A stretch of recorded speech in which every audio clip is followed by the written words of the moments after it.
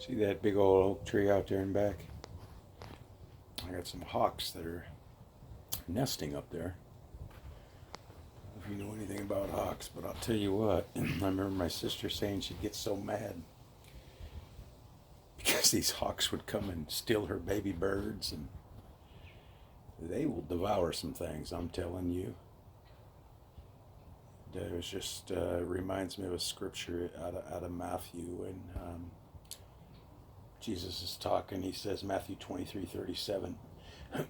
He says, "O Jerusalem, the one who kills the prophets, how often I wanted to gather your children together as a hen gathers her chicks under her wings, but you were not willing."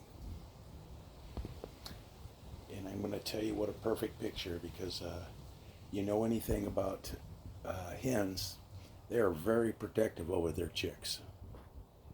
Just like Mama Hen is very protective over her children. Is when they see a hawk coming, they will call out to her chick. Hen will call out to her chicks, and they will come running and hide under her wings, so that darn hawk won't devour them. And they have a choice, as we have a choice too. We look in First Peter, and he says this, First Peter chapter 5, he says, this is a choice. He says, humble yourself, choice, under the mighty hand of God, that he may lift you up. He says, cast all your cares on Jesus, because your enemy, the devil, he walks about like a roaring lion, seeking someone to devour, or he cares for you. And Jesus, he does the same with us too. We have a choice. It's God didn't make any robots. He gives us a choice. He wants us to choose him. He wants us to abide in him. He wants us to bear fruit. And he knows that the devil's out there seeking whom he may devour. And he calls unto us. And I'm telling you, we are going to choose to either abide under his wings or live out in this world and stray from God, and the devil's coming for you. I am telling you, he will come for you. And what a beautiful picture that is. God, he digs his critters. He loves his critters. I mean, he tells us in Matthew, he says, consider the lilies. Consider them filthy, dirty, rotten, even ravens. Consider the sparrows. He loves critters, and he uses them as an example of his love. He says, I'm going to take care of them. How many of you ever seen a raven or a sparrow or a lily? He said, consider the ants. Any of them. You ever see them tripping? They ain't worried. He said, how much more do I love you? Way much more.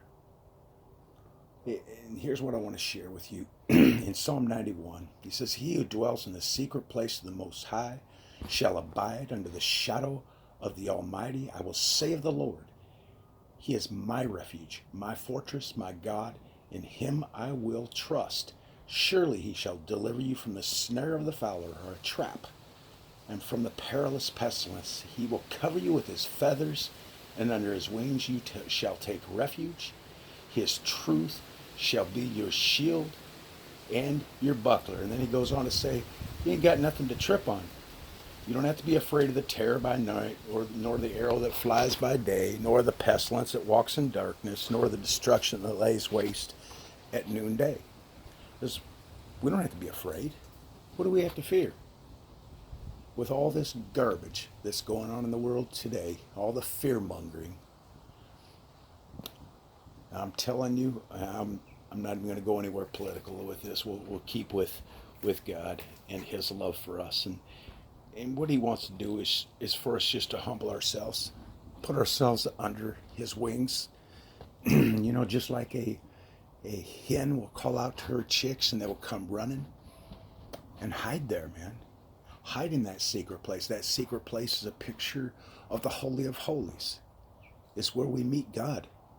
I talked about this yesterday in a message. Is, when Jesus was crucified, the veil of the temple was torn in two. And we have access to the Father. I mean, into his presence. There's no greater hiding place, and that's exactly what Moses is talking about here in Psalm 91. Is what do I got to be afraid of? Not one darn thing. That that hawk that's flying out there looking for something to devour, you better know this world is looking to devour you. But you can be safe with Jesus. You don't have anything to worry about. Nothing. He's with you.